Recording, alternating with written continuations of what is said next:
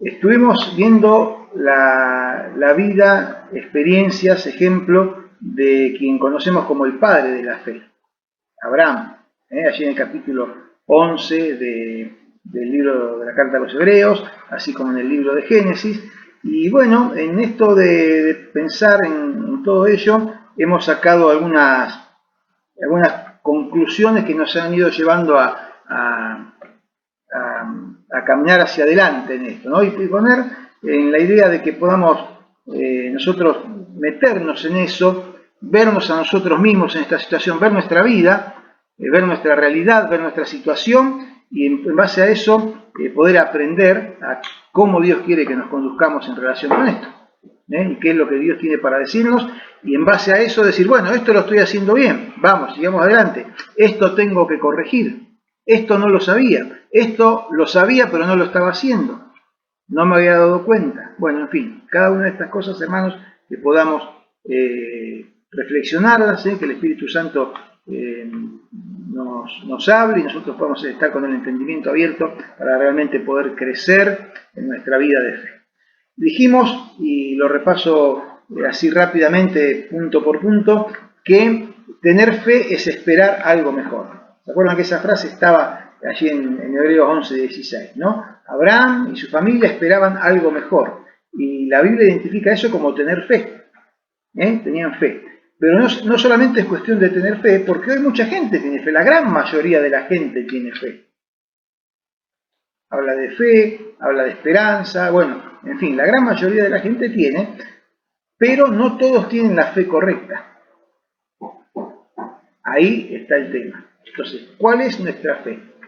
Tenemos que tener la fe correcta. Y la fe correcta es creer en Dios. Creer en Dios de la manera en que la Biblia nos dice que tenemos que creer en Él. No solamente que hay un Dios que existe, que bueno, que está por allí, que de vez en cuando se acuerda de que estamos acá dando vueltas. No, creer en Dios, como nos enseña su palabra, creer en su persona, creer por medio de Jesucristo, para poder convertirnos en sus hijos y tener entonces esta relación personal con Él. Allí nace el tema de la fe, como dice en Efesios. Esa fe que es don de Dios, que es regalo de Dios, que Él nos lo da por su gracia, cuando nos disponemos de esta manera a creer en Él como Dios por medio de nuestro Salvador Jesucristo. Entonces, tener la fe correcta es creer en Dios. Pero no basta con tener la fe correcta, que es creer en Dios, sino que hay que tener también la fe completa. Y con esto de la fe completa me refiero a lo que estuvimos hablando bastante, de creerle a Dios. Porque si yo creo en Dios de la manera en que la Biblia dice que tengo que creer, y que recién estuvimos resumidamente diciendo, tengo la fe correcta. Pero si no le creo a Dios, no tengo la fe completa. Y estuvimos hablando bastante de esto de creerle a Dios y vimos el ejemplo de Abraham, como él le creía a Dios. Entonces, creer en Dios, que es tener la fe correcta, es de alguna manera tener confianza en que lo mejor viene de Él. Abraham y los suyos sabían que lo que ellos buscaban, lo mejor que ellos buscaban, era celestial, provenía de Dios. Santiago dice, toda dádiva y todo don perfecto vienen de lo alto, del Padre de las luces. Entonces, creer en Dios es creer eso, que lo mejor en todo aspecto viene de Él. Es esa confianza.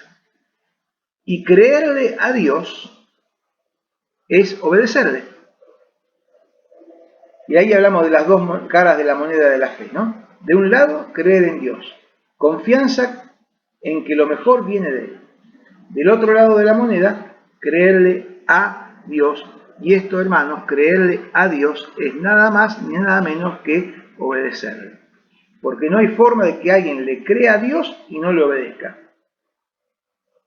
Si no, es mentira que le está creyendo. El que le cree a Dios, le obedece.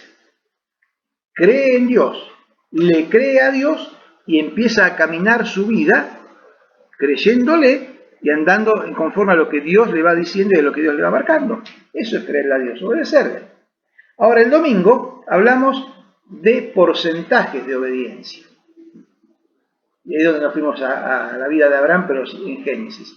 Hablamos de porcentajes de obediencia, porque vimos que realmente nosotros mismos aplicamos ciertos criterios por los cuales tamizamos, por los cuales filtramos aquellos que queremos obedecer a Dios y aquellos en que no. Entonces tenemos distintos porcentajes de obediencia. Si hay alguno que obedece a Dios, por decir, en un 20 o en un 30%, bueno, está aplazado. Desastre. Poco demuestra de que le cree a Dios. Porque no le obedece, o le obedece muy poco. Si alguno le obedece un 40, un 50%, bueno, algo obedece, pero igualmente, hermanos, la nota no alcanza. Si estuviéramos en la escuela, con un 4 o con un 5 no alcanza. Algo estamos haciendo, algo hemos estudiado, no es que no sabemos nada, pero no estamos haciendo bien la tarea. Si sacamos un 60, un 70, bueno, por ahí aprobamos, ¿no? Pero ahí raspando. Y nos preguntábamos, ¿cuál es tu porcentaje de obediencia? Y ahí estuvimos analizando la vida de Abraham. ¿Por qué? Porque reflexionamos en que una obediencia menor al 100% nos genera complicaciones en nuestras vidas, complicaciones que son evitables. Les recuerdo rápidamente. Nosotros leímos ahí en Génesis 12 que Dios lo llama a Abraham, le hace una gran promesa y le dice, andate de tu tierra, de tu casa y de tu parentela a la tierra, al lugar donde yo te diré. Y Abraham se fue de su tierra, se fue de su casa, se fue hacia donde Dios le dijo que fuera, pero no se fue sin toda su parentela, porque lo llevó con él a Lot. Lo llevó a Lot, y dijimos que humanamente hablando, uno piensa y dice, bueno, qué buena idea que tuvo Abraham de llevarlo a Lot, a su sobrino. Era más joven, eran más para enfrentar las vicisitudes de la vida que tenían por delante. Qué buena idea la de Lot. Pero Dios no le había dicho que llevara a Lot. Y esa genial idea que Abraham tuvo, humanamente hablando, hizo que él tuviera complicaciones. Cuando se instalaron y armaron campamentos, los sirvientes de uno, los pastores de uno y de otros empezaron a pelear. Tuvieron que dividirse, uno para un lado, otro para el otro. Desgaste emocional, pérdida de tiempo. ¿Se dan cuenta de lo que estoy hablando, no, hermanos? Cuando son cosas que no son, a lo mejor nosotros no las juzgamos como graves, pero en realidad no estamos obedeciendo como Dios quisiera, y nos aparecen situaciones que la hubiéramos evitado, dolores de cabeza, preocupaciones que hubiéramos evitado, si hubiéramos obedecido a Dios en un 100%. Después nos cuenta la Biblia que Lot está en un lugar que los atacan y los llevan cautivos y se llevan todas sus posesiones, y ahí tiene que ir Abraham y tiene que ir con los suyos y enfrentar a armar una guerra, y pérdidas materiales, pérdida de vida, pérdida de tiempo nuevamente, toda la preocupación, toda la angustia de esas situaciones, cosas que Abraham hubiera evitado si hubiera obedecido un 100% a Dios desde un principio. Ni hablar, que también lo mencionamos, cuando ahí con Sara tienen la genialidad de que Abraham con Agar tengan un hijo que a ver si le dan una manito a Dios para hacer lo que Dios les había prometido, ¿no? Ya hablamos de todos los problemas que eso originó. Así que, hermanos, una obediencia menor al 100%, en la cual debemos reconocer que la mayoría de las veces nosotros incurrimos, o nuestras vidas transcurren en un porcentaje de obediencia más o menos aceptable. Podemos estar un poquito más o un poquito menos conformes con nuestro porcentaje de obediencia a Dios, pero ese porcentaje menor a 100, sea cual sea, nos va a generar complicaciones que serían evitables y que nos hacen pasar por momentos de angustia, de preocupación, de tensión con nosotros mismos, con otros a nuestro alrededor, pérdida de tiempo, pérdida de recursos, en fin. Hermanos, por esto es la idea de animarnos a que nos propongamos obedecer al 100%. Porque ¿saben qué dice la Biblia al que obedece el 100%? ¿Alguno sabe lo que promete el Señor al que obedece al 100%? ¿Quieren buscarlo? Josué 1:8. Ahí dice.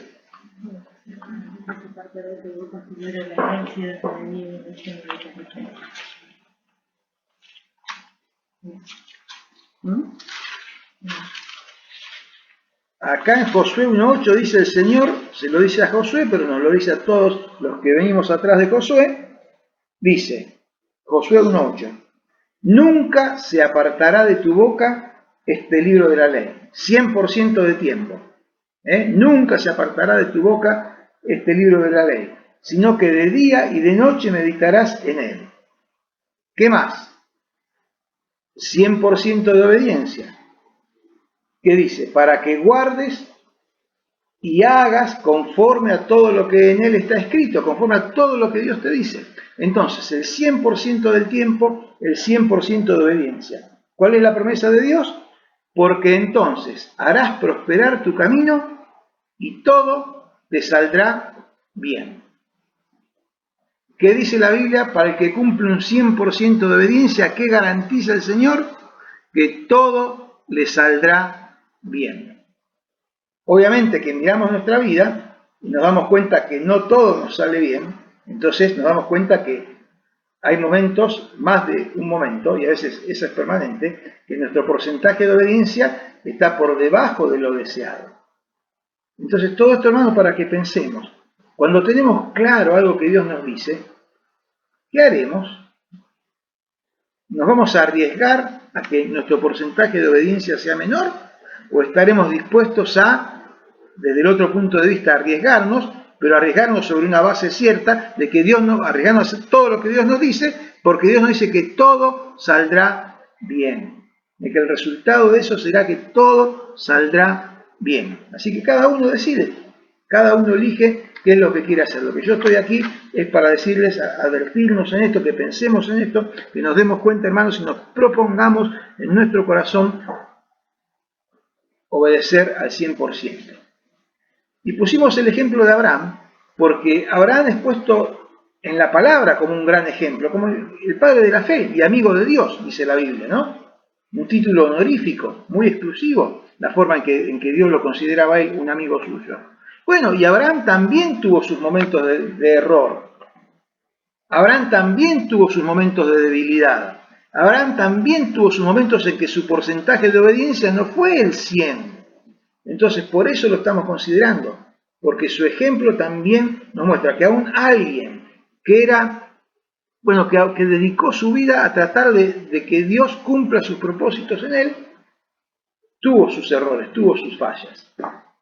Pero esas fallas nos muestran todo lo malo que le acarreó para su vida. Entonces, nos advierten que no es para que nos desanimemos, yo en esto, bueno, no obedecer al Señor tanto. Por eso vimos también al principio de Romanos, nosotros pecamos, todos pecamos, pero Dios en su paciencia quiere que vayamos a Él para perdonar nuestros pecados, para perdonarnos nuestro bajo porcentaje de obediencia, para perdonarnos nuestros errores, nuestras malas decisiones, cuando vamos a Él y se lo pedimos, y encaminarnos. Entonces que podamos proponernos obedecer al 100%, porque su promesa es todo te saldrá bien. Vamos a Romanos 4, para concluir con algunos versículos en estos pensamientos que estamos compartiendo. Romanos 4, del 18 al 22. Y acá le voy a pedir a Guilherme, que antes no leyó, si puede leer ahora este pasaje, Guilherme. Romanos 4, del 18 al 22. Viene hablando de Abraham. Si ustedes se fijan, cuando empieza el capítulo 4, en el versículo 1, dice, ¿qué pues diremos de Abraham, nuestro padre? Y todo lo que sigue diciendo a partir de ahí se refiere a Abraham. Y a partir del 18 dice lo siguiente.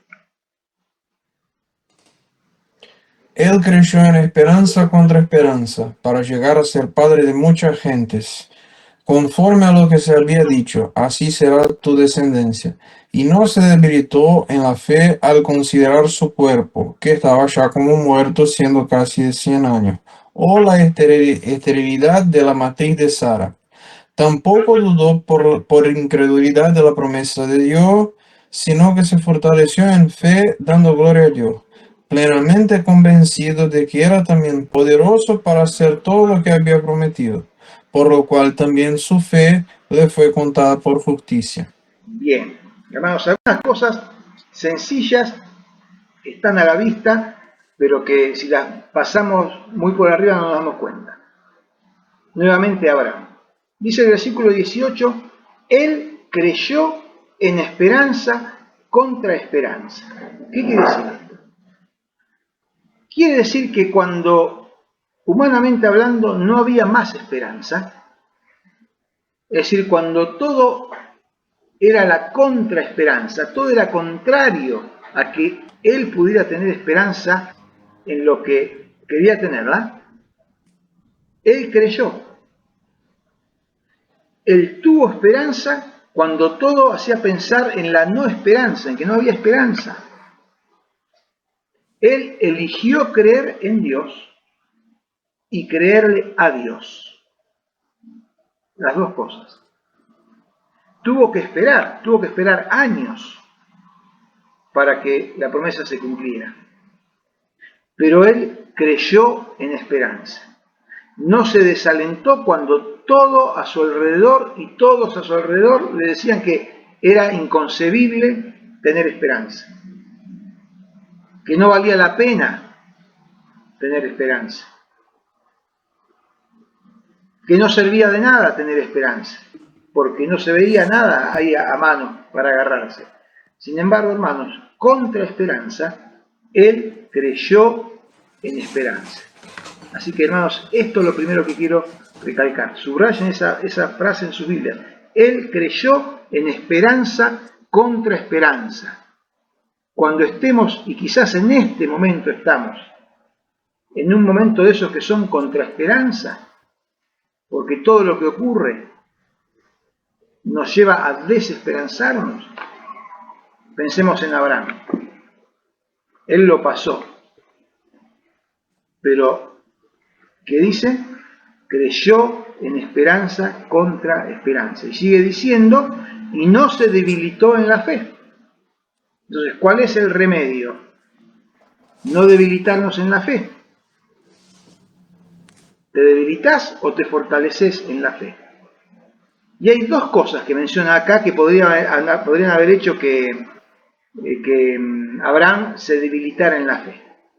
Primero, su propia situación personal, las limitaciones personales que él tenía. Él mismo. ¿Qué dice acá? Al considerar su cuerpo, que ya estaba como muerto siendo de casi 100 años. Esas eran sus limitaciones personales.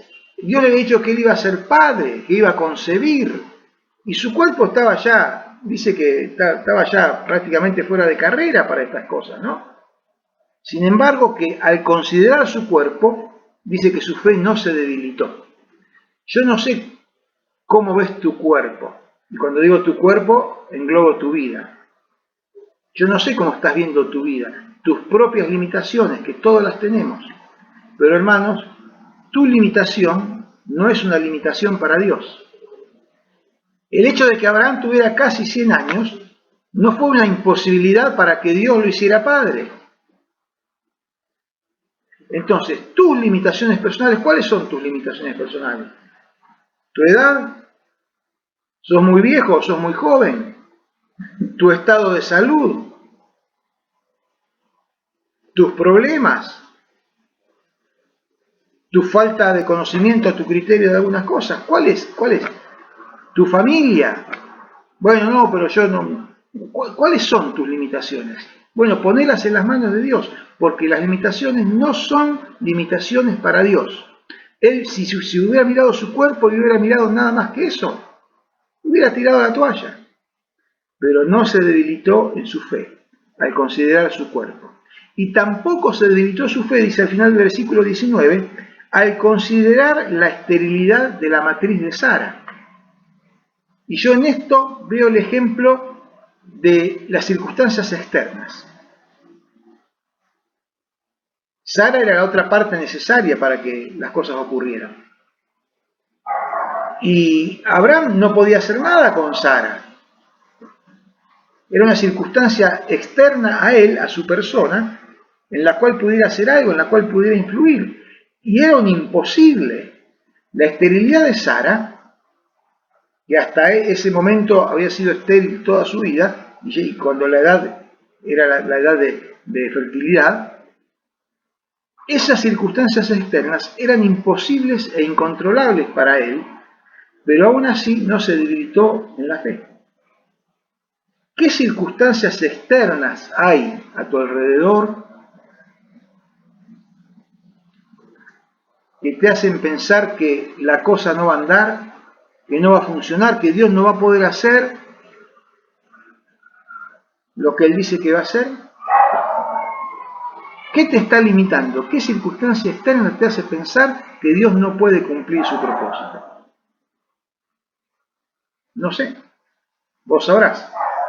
Estarás pensando ahora probablemente ahí, tal cosa, en el trabajo, en la familia, en los planes. ¿Qué te hace pensar que Dios no puede hacerlo? Bueno, Abraham tenía mucho para pensar así, porque Sara era estéril. Y sin embargo, aún así, no se debilitó su fe. Versículo 21 vuelvo a leer el 20. Tampoco dudó por incredulidad de la promesa de Dios, sino que se fortaleció en fe, dando gloria a Dios. Y vuelvo a lo que veníamos pensando, para aplicar esto.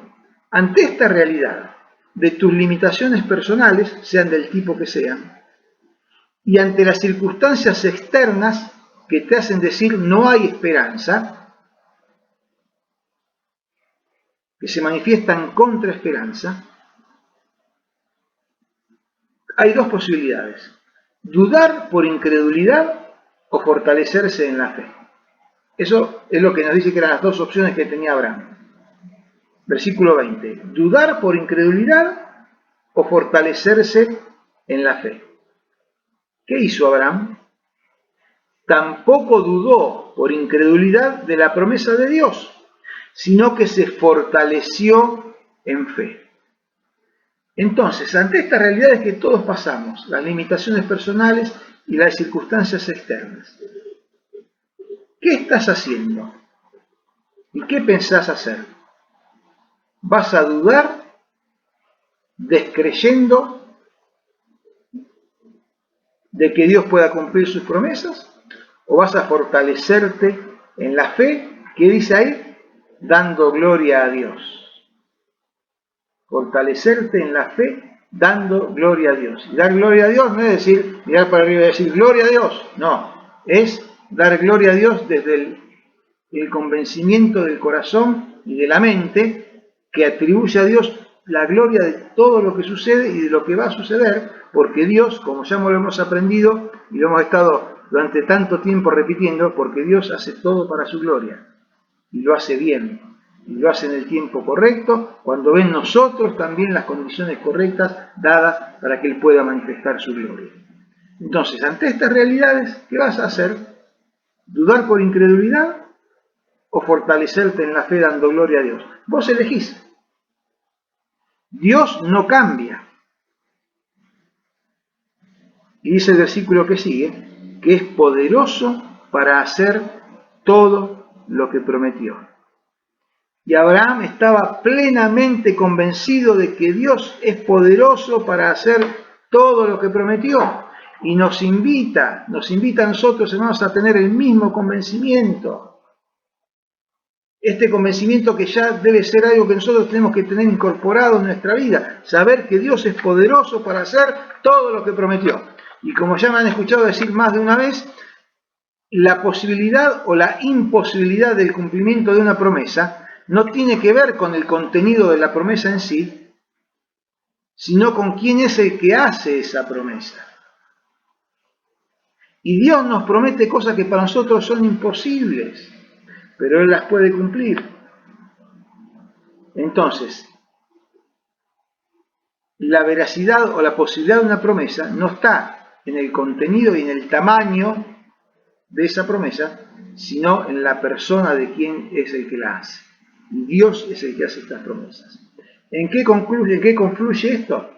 En el versículo 22. Por lo cual también su fe, esta fe, le fue contada por justicia. Dios vio esto y dijo, este es digno de recibir mi justicia. ¿Y saben a qué me acordé? Y con esto quiero terminar, con lo que decía allí en Hebreos 11:16, y con el cual también lo hemos repetido. Que Dios miraba a Abraham, Dios miraba a Sara, a Isaac, a Jacob, y miren que tenían sus cosas, pero los miraba y dice que no se avergonzaba de llamarse el Dios de ellos. Dios estaba orgulloso, los presentaba. Yo soy el Dios de ellos. Estos son mis siervos, estos son mis hijos, decía Dios respecto de Abraham y su familia. Y miren que tenían sus cosas, pero sin embargo, la fe, esta fe de la cual venimos hablando, hacían que Dios los mirara y Dios estuviera orgulloso de llamarse el Dios de ellos. Hermanos, que demos motivo de orgullo a nuestro Dios. Que Dios nos mire y pueda sonreír y decir, mirá la fe de este, mirá la fe de este, son mis hijos, creen, tienen esperanza, creen en mí y me creen, esperan de mí y andan en el camino que yo les indico. Y como le dijo Dios a Josué, tiempo después de la vida de Abraham, le dijo, si haces todo esto, si sos obediente todo el tiempo, si sos obediente en todo, todo te saldrá bien. Que sea nuestra aspiración, hermanos, que sea nuestra aspiración. Cuando erramos, bueno, volvamos a levantarnos. Cuando la cosa se pone fea, pongamos la mirada en el Señor y démosle gloria. No dudemos, sino que fortalezcámonos en la fe. Hermanos, que el Señor nos bendiga. Y acuérdense de la moneda de la fe. Creer en Dios y creerle a Dios. Y bueno, de esta manera nuestra vida seguramente va a ser distinta y va a ser mejor de lo que fue antes de que lo hagamos. Que Él nos bendiga, nos guíe, nos dé claridad para que en las circunstancias, sea cual sea que estamos viviendo, cada uno está pasando por distintas situaciones, pero que podamos afirmarnos, no dudar, sino fortalecernos en la fe. Oramos. Padre nuestro que estás en los cielos, una vez más, como cada vez que reflexionamos en tu palabra, gracias. Gracias por tu palabra, Señor.